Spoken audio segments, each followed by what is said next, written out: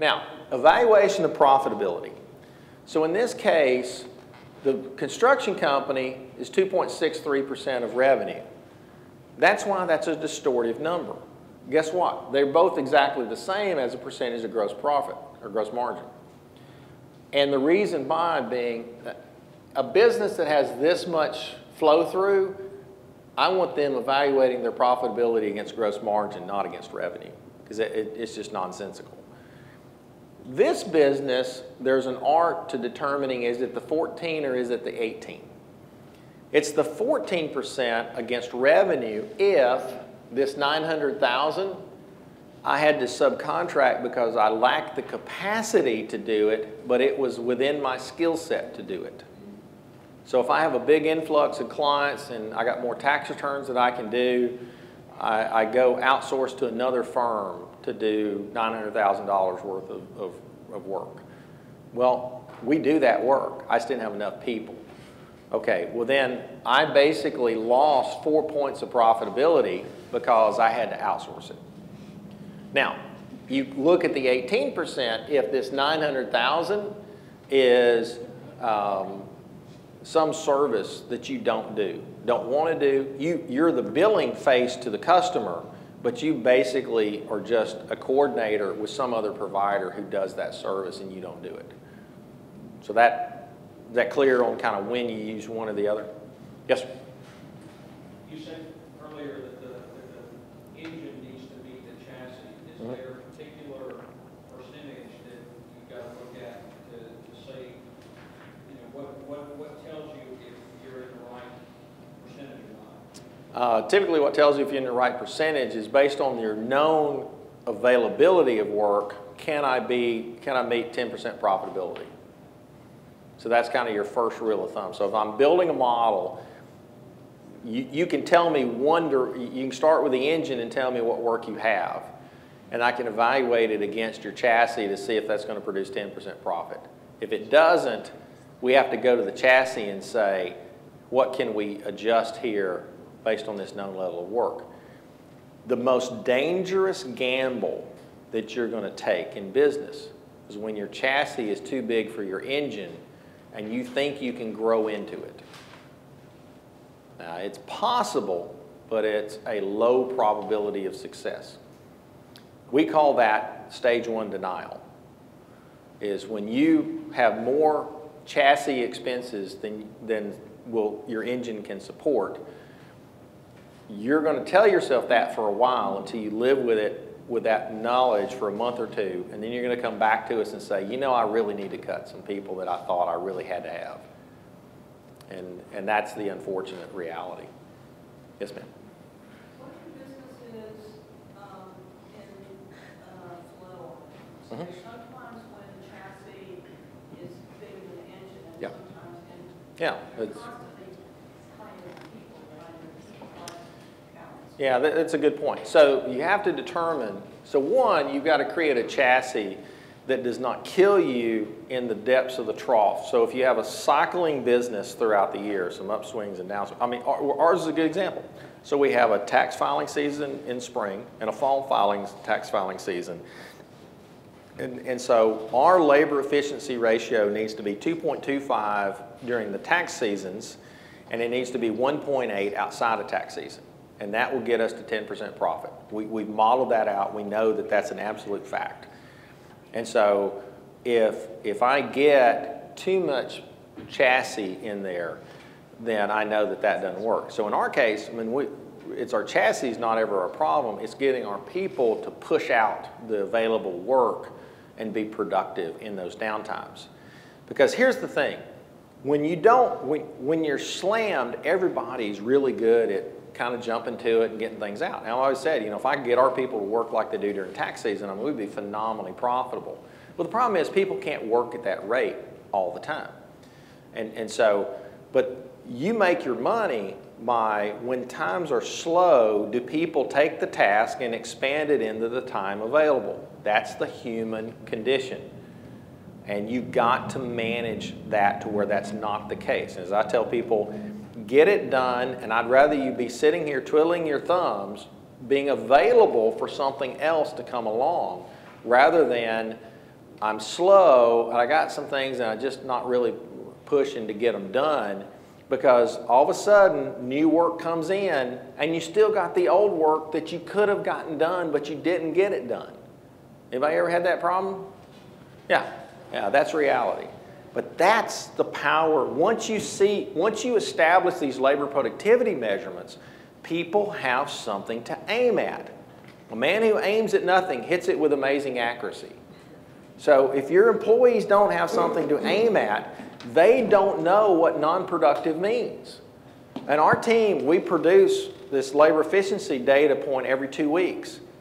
And so when we have a 2-week period that's below a 1.8 outside of tax season, we're looking around and saying, who caused it? Because last time I checked, nobody has free time on their availability. So it means that somebody didn't get projects done. Simple as that. Okay, a good point. The other thing is you also have to establish this idea, when you have a kind of a wave cycle in your business, we call it harvesting the peaks. So the classic example is people take the peaks to fill the valleys. I want you to establish a profitability level that I'm no worse than break even at my lowest trough, if at all possible. I mean, that's really, I want to find a way to be that, so that I'm harvesting the peaks to build wealth with, rather than filling holes with it. And that's the difference in strategy. Yes, ma'am? At what point, how do you determine, like, we're in a situation where the engine is getting a little bit too big for the chassis? Mm-hmm. We're trying to decide at what point is it feasible to add more personnel? All right, so hold that thought, because I'll hit that. There's a specific example I'm going to show you through that, how to manage that process. And that's a great position to be in. Okay? So, remember I said if you got cash flow problems, it's more about profitability than it is about cash flow. And here's where I'll make my editorial comment, that, you know, people have some pretty simple ideas of getting paid faster and all this kind of stuff. And so, you know, if I have Hitachi as a customer and I offer them a 2% discount to pay me in 10 days, they say, thank you very much, we'll take the 2% discount and I'll pay you in 60. Because they're Hitachi. They can do that. And they might even wait till 90, because you've given them the impression that you got 2 percentage points of margin that you can give up. So I'm a fan of do not ever give up margin to get money faster. I'm batting 1,000 on this one, guys. If you're profitable, I do not have a problem getting you financed to get your cash brought more into the current. That's not a problem. Now, if you're not profitable, no bank's going to loan you money, but that's rightfully so. You got to go fix the profit engine. But once we get you profitable, we can make that. Even if you're not profitable, there are some financing options like factoring and those kind of things that you can do. I'd rather do factoring before I start giving discounts to customers in that regard, because you're just training your customers to be bad, you know, in that regard. And there's a lot of industries. So think of it like this. There's a lot of industries who start out. My marketing clients are a classic example. Most of them like to get 50% up front on the project, and then they bill for the project at the end. And I tell them, I says, what you really have created is a monster, because you might get the 50% up front, but they're going to stretch you on the back end. So the average of the two is if you just bill them consistently across an equal amount across the months of the project, you would have gotten the same money probably faster. And the client would have actually felt a little bit better because they're paying for it incrementally as they go. So be careful in how you go about that process. Because the other thing is when you're dealing with a small group of potential customers, you're not dealing with a broader market. As you get bigger, terms and conditions standardize across the industry. And you're not going to see a lot of variance. And as we try to tell people, be wary of basing your business off of the foolish customer. There's plenty of fools as customers that they'll pay for anything. But they're not repeatable to a great degree. And you get stuck thinking that, oh, if I could just get one more customer like Fred, I mean, he pays us on time and we get such a great margin. It's because Fred's an idiot. Fred isn't paying attention. He likes you. And that's great. I got plenty of clients who like me, but my personal philosophy is I want to treat them just like everybody else. I only have A clients. I don't want B clients or C clients. I want them to go away. I want to treat everybody the same way. I want to treat everybody fairly. I want to price everything fairly. And I feel compelled that I'd rather lose a client if somebody really wants to beat me up for a discount and says, listen, I can't give you that price because that's unfair to the other people who paid it, and I'd rather lose you as a customer. Because one, it's not a fair price. And that's okay. I have an abundance mindset. There's plenty of other clients. So, if you don't think it's worth, I believe it's worth that because we've established a value mechanism that we believe in terms of the economics of what the things we do and how we price it and how we sell it. Because we largely don't bill on an hourly basis anymore. We largely bill on a fixed price basis. We do a package of annual services that we can define and we know that repeat. And we just charge the client $112 every month. Across a 12-month period, we know you're going to have a corporate return. We know you're going to have a personal return. We know you need a quarterly model update. We're going to have 4 calls during the year to go over the model. And okay, those are set. And if you need something really, really, really special outside of that, we'll talk about it. And we'll set a fixed price for that. And it creates certainty and repetitiveness, but it also creates a level playing field. We have a whole big swath of clients now that pay us roughly the same amount, regardless of their size as a business, because it doesn't really change, from that regard. But that's what you have to look at in your business is don't look, if you sort your customers in descending order, take the first 2 or 3 at the top, and if you get another one like it and you want one like that, great, but I focus on the middle. I want a bigger middle. Those are the common customers that really make up the broader market and are going to act more, compatibly, and more on a repetitive basis. So we'll talk about this and then take a quick break. So I'm going to show you an example. Yes, sir. Is there a website we can go to that's industry specific based on our revenue? It kind of puts some numbers as far as marketing and salaries. It kind of gives us an idea of what's normal. Well, from a salary perspective, one, we subscribe to the Economic Research Institute's salary assessor. So we actually provide a lot of salary survey data to our clients because we can actually draw wages by location, by SIC code, by years of experience, and all of that stuff. That's actually relatively easy to get. Most industry associations have some common data. It's worthless. It's worthless. And remember what I showed you on that first slide. The same crap that everybody is doing, they're turning it into their industry, and the data is relatively meaningless because it's being developed in a flawed mindset. And so unless you know how to filter the data to make sure it's on a level basis, so unless it's the only thing I would say is if you're in like a mastermind group where everybody submits their data and one person organizes it, filters it, and makes it common, that's about the only data I would trust that would be industry oriented. Good example, I'm doing a project for the repossession industry. So I've got 4 repo businesses that we're taking their data and we're creating a pricing model for the industry. But because I'm doing all the data, I'm going to organize it, filter it, balance it to make sure that owner compensation is not being distortive and all those things. And so that way we know the data is comparable. But here's the other thing about industry data. Why do you want to be average? When I started looking at how I wanted to be as a business, I didn't look to other accounting firms. I looked to businesses like Springfield Remanufacturing, Jack Stack's business, that created the great game of business because we're an open book shop. We actually share all data, brutally all data. Even everybody knows everybody's salary in our office, including mine. And so, now, I don't recommend that for everybody, but if you've got the culture that can support it, that's a great way to be because we're exposed. You can't hide anything when you share all the data. But you create a culture where everybody responds to productivity. But, you know, I looked at other businesses that, you know, Outback restaurants. I mean, I love their model. I mean, they're a great business to study in terms of their management techniques, their equity sharing techniques, profitability management, those kind of things. Starbucks. They consider a full-time employee 30 hours a week.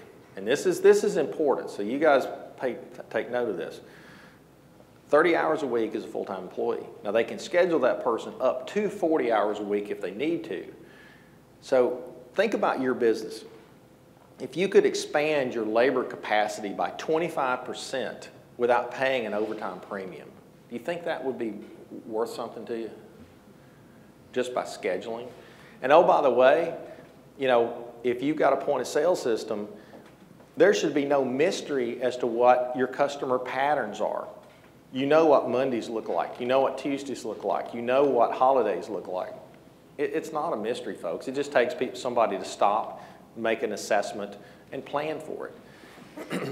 To have a flexible labor force requires management labor. Guess what? When you're management, you're not a cousin Eddie looking for a management position. You're somebody who actually has a task called managing. You're not just trying to get a wage to do nothing. Oh, I'm over people. Really? What did you do today? What was your task? Because managers have tasks. They are supposed to do things and direct, but what is their process in that direction? Because it's not just something that's on a whim. I was telling Gary this, we have a pizza restaurant client in Atlanta, and their manager was telling us how he manages labor and says, really? Oh, great, well, we'll just see how that works. So we pulled the data out of their point of sale system. And he had half as many people when he needed twice as many, and he had twice as many people when he needed half as many. He thought he was managing to the numbers, and it's like, you're not even close. I mean, because in a point of sale restaurant, I mean, employees swipe in and swipe out. I mean, so you know hour to hour what your gross margin is and what your labor is. It's a wonderful environment for data tracking. And it's like, but you can have that data, but if you don't manage by it, what was the point? That's why management labor has to be held accountable to contribution margin, because that's your numerator that you're held accountable to. So anyway, let's hit this and we'll take a quick break. So at 5%, you're on life support. We have almost no clients between 5% profit and 0 because you're either above 5 or once you fall below 5, you go below 0. I mean, it's just kind of the law of physics. You lose escape velocity between 0 and 5.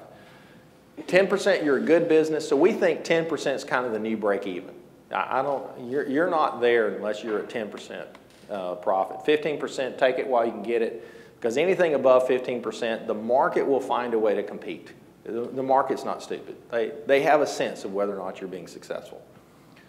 So here's the example. You win a contract for $100,000 a month in revenue, 40% tax rate, and I'm going to show you at 5, 10, and 15. And we're going to assume that it's 45 days sales and receivable. So let me clue you in on the accountant's calculation of 45 days sales and receivable. What it means is I work for 30 days, send an invoice at the end of the month. Woo! I have no cash. I've spent a month's worth of operating expenses, though. I work another 30 days, send a second invoice. Still ain't got paid yet. 15th of the third month, I finally get paid for the first month. That's what 45 days sales and receivables means, because it's 75 days of cost that you've had to spend. So every time you see days sales or receivable, just add 30 to it, because that's how many cost days you're going to have before you get paid. So here's the first example. At 5% profitability, you do your spreadsheet and everybody's celebrating, woo, we got $100,000 a month, we're going to make profit, here's cash flow. You got to find $200,000 to fund the beginning stage of the business before you then start up the curve. Most people think that this is cash flow positive. That's incorrect. You're cash flow positive when you hit out here at 66 months. So those of you that are challenged with the multiplication tables of 12, 66 months is 5.5 years. How many of you want to have a business that takes you 5.5 years to get your cash back out of it? Anybody want to sign up for that? I don't. It's not exciting. So at 10% profit, it's still 33 months. This is the most common scenario that we see. So once we convince somebody that you got to be profitable, I mean, sometimes, I mean, the 14-year overnight success, he spent 14 years getting nothing really out of his business other than his wage. And so finally, once we taught him profitability, it took him 3 years before he started harvesting the true cash out of that process. It took us 3 years to get his debt paid off in the business, cash balance where we wanted to be in the business, and then after that, he was ringing the cash register, buying houses and cars, and taking way too many vacations. So he did learn how to be a professional consumer for the most part. We got him to save a little bit of it, but it's working. The last one is at 15% profit. Here's where you're really humming. So that's at 21 months. So that's why I want to get you to 15% profit, because the turn happens a lot faster. And so here's all three of them together. This is actually the reality of what happens in cash flow, though. So like your example of the ups and downs. So they've got, the blue line reflects monthly profitability, but the red line is operating cash flows. Operating cash flows are net income plus or minus changes in receivables and payables. Has nothing to do with debt repayment, has nothing to do with distributions. Just pure, if I got a cigar box putting receipts in and expenses going out, what does cash flow look like on a monthly basis? And these guys were, going as low as $400,000 in the hole some months to then go as much as, $1 million on the plus side in other months. Why do you think that is? This was a sales organization. They sold computer hardware. What do you think causes that? Any clue? Because the owner caused it in his strategy. No, it has nothing to do with that, because this excludes distributions. This is just pure operations.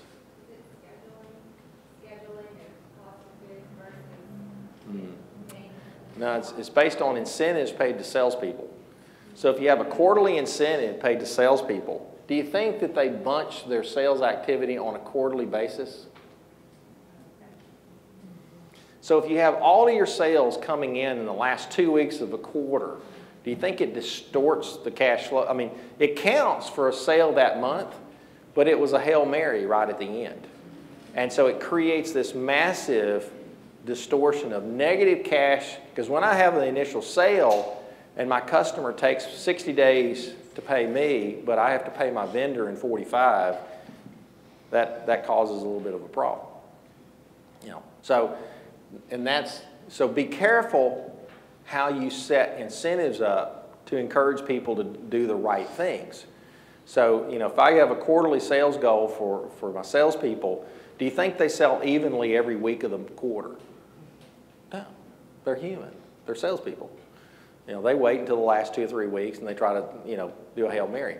I'm in a services business. I mean, there is no way that I can do a Hail Mary. We have to hit it every week, or else when we lose a week, that week's gone forever. And that's really the mindset that you got to have in productivity. What is it that I paid for this week in my labor that didn't get done, that should have gotten done, because I can't make it up. Because I got to continue to pay people to do not only what we should have done last week, but what we're supposed to do this week. Well, there's only 24 hours in a day. Wish there was 28. So anyway, all right. So let's take a quick break. Let's try to come back at a quarter till. So just make it a quick one, and we'll try to then wrap up. After that. There's water. Yeah. Hey, Wayne, is there anybody out there in the hall? You can just sketch. That's fine. I'm going to forget. I know. I will too. Not paying attention. All right. Okay, so I'll take So the next concept. Next concept we're going to talk about is we're going to take a page from sports management and talk about the salary cap.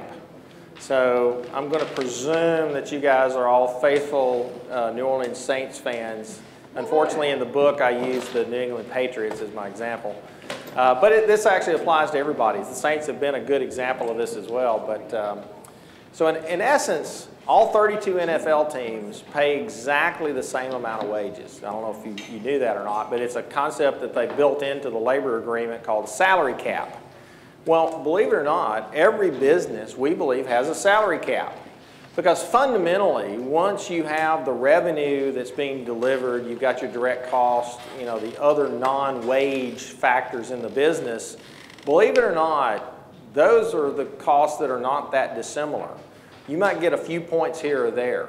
But for the most part, the distinguishing factor of every business is how well you manage the productivity of wages. And so in the NFL, you have a pretty easy way to determine, because they all pay exactly the same amount of wages, why is it that the New England Patriots have won their division 10 out of the last 11 years, while the Oakland Raiders haven't seen the playoffs for 20 years? What's labor productivity? Simple as that. The example that I used in the book was back in 2002. Lawyer Malloy was a Pro Bowl free safety, and he was wanting $4 million a year for a 4-year contract. And there was no argument that that was the market wage of a healthy Pro Bowl free safety. So they're sitting in a players meeting, and a player management meeting, and the president of the team, Jonathan Kraft, and Bill Belichick were having this discussion. And Belichick says, well, you know, Lawyer's pretty good, you know, I mean, and, you know, but they had drafted Eugene Wilson out of the first round of Illinois, and they could sign Eugene Wilson to a 4-year rookie contract for $400,000 a year.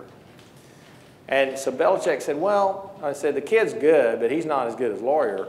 Well, I think I can coach him up to be 60% as good. Now, get this for a moment. So on a scale of value, I can pay $4 million a year for a known commodity of a Pro Bowl quality, no doubt, good free safety. 60% is good, only costs me $400,000 a year. Interesting question. So when you develop your team, do I need a Pro Bowl quality player at every position? No, absolutely not. I mean, if you go back into the archives of Inc. magazine, there's a company called Friendster that is the best example of this. And Friendster should have been Facebook. It had the same concept as Facebook. It had the best venture capital funding behind it. They had the top person of CEO to chief of marketing, chief of technology, chief of this, chief of that, chief of the trash compactor. I mean, they had chiefs everywhere. It was the most dysfunctional company ever formed. I mean, and it was a great expose that Inc. magazine did on it, because you can't have a bunch of chiefs and no Indians.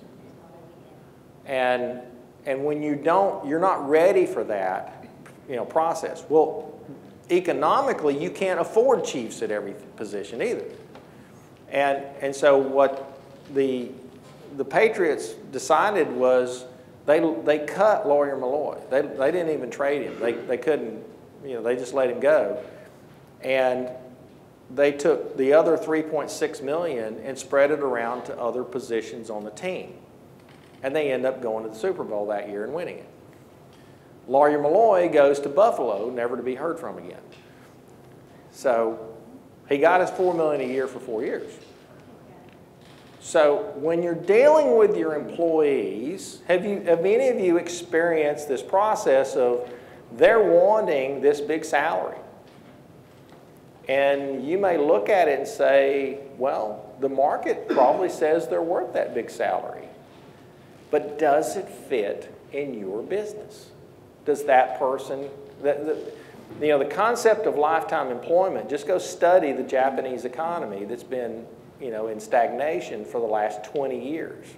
You know, the reason why, one of the big reasons why the Japanese economy has been in stagnation is because they're weaning themselves off of the lifetime employment concept. Once you were an employee of a company, they couldn't fire you, no matter how productive you were. You can't afford it. I mean, it will kill your business. It kills the economy. It kills people's self-worth because that person knows they're not productive. when you're keeping someone that's not as productive as the pay that you're giving them, I contend that you're not being fair to your business, yourself, or to that person, because they need to go someplace where they are productive and it matches their pay to their productivity. And so from that standpoint, you've got to look at your team and say, you know, what's the best team I can field? Now, what it means is those are some hard decisions because it's people. You know, I've had to tell people that I liked very much as a person. With this young kid that we really liked him. I mean, he was just a good person. And he had always he was one of the best students everywhere he went.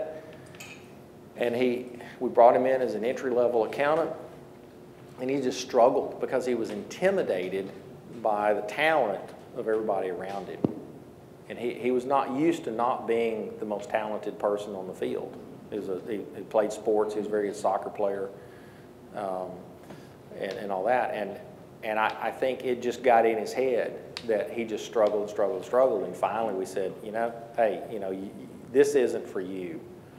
And, you know, and he said, you know, in his case, I wasn't concerned about him continuing to work for us. I said, you know, just keep doing what you're doing. I mean, we're not, you know, we're not dying by what you're doing. You're a good person, and so you need to go home and think about what you want to do, you know, with your career. And so he actually ended up going back to school and becoming a math teacher. And so he just decided accounting was not really what but that's fine. But he's in a better place because of that. And whenever we're avoiding having those employment discussions, we think this labor productivity concept is really a fair way of having that discussion with people. Because I believe that people need to feel productive.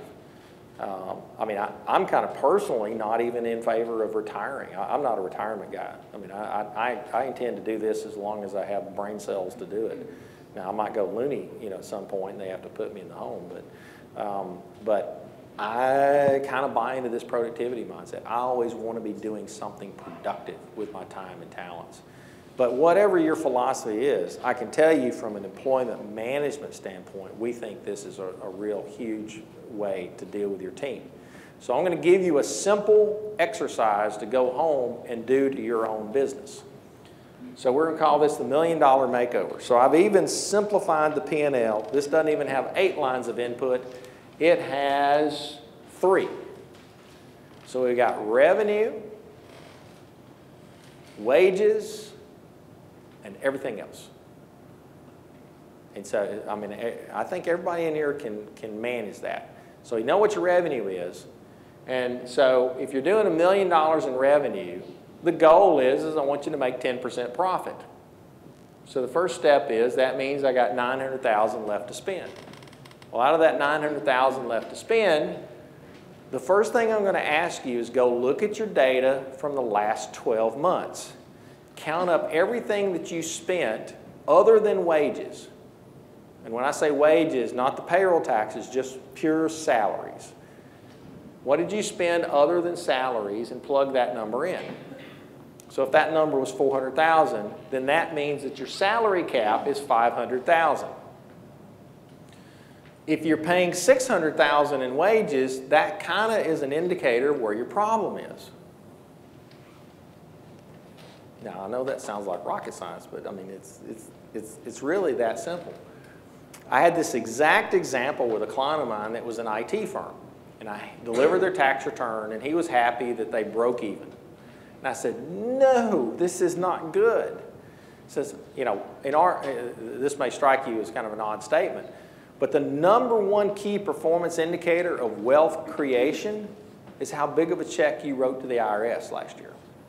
So if you didn't write a big check to the IRS last year, there's only 2 possibilities. I either cheated or I didn't make any money. Both are bad. So you got to fix that. You cannot build wealth legally and not pay tax in the U.S. It's just, I mean, just if somebody tells you that there's a way to do it, slap them and tell them I said to do so. Because they're wrong. They're just absolutely wrong. I've yet to see it. There are things you can do to minimize it a little bit, but nothing significant that's legitimate. you know. And so at the end of the day, if you've got $600,000, and so in this guy's case, he had no profit, and I said, you got one or two choices. You can either pay no more money in wages until you get to 1.1 million to get to 10%, or you got $100,000 too much in wages. One of the two. Oh, I need everybody. So he was going to take that choice of growing into it that we talked about earlier. I said, all right. 3 days later, after he chews on it, he comes back and says, can we talk? So he comes in, sits down in my conference room, and we said, you know, I've been thinking about what you said. And I got this guy that I've been paying $75,000 a year to that's doing custom programming. And we haven't been able to bill any of our clients for it because he's kind of messed up a few projects, and our clients are kind of upset over it. And I'm thinking I need to let him go. What time today are you going to fire him? And it says, and oh, by the way, apologize to him and tell him it's your fault because you made a bad choice in that process. You didn't put him in a position to be successful in the business. Have you guys had Cameron Harold come talk to your group? Somebody had mentioned, yeah. So Cameron talked to our EO group in Atlanta one time, and he said, how many of you have somebody working for you today that you need to fire?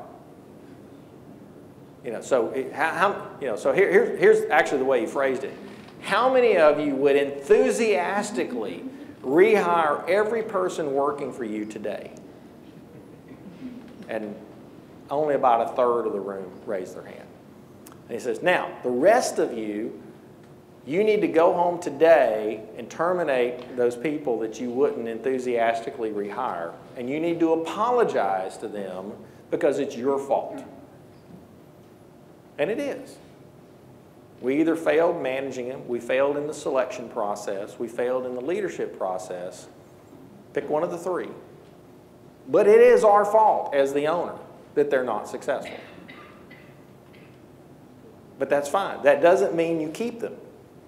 They need to go elsewhere. And you need to go back into the pool, and there's a whole process. We talk a lot to our clients about hiring processes, and we believe in the top grading process, if you're unfamiliar with that. You know, I mean, you hire slowly, fire quickly, is kind of the mindset. But you cannot afford to keep bad labor around. I mean, it's just no doubt about it. And so in this guy's case, he got rid of the $75,000 employee, and I said, now, where's the other 25 coming from? Because we're not stopping there. And so they got on a process to where they're about 10% or better profit every year.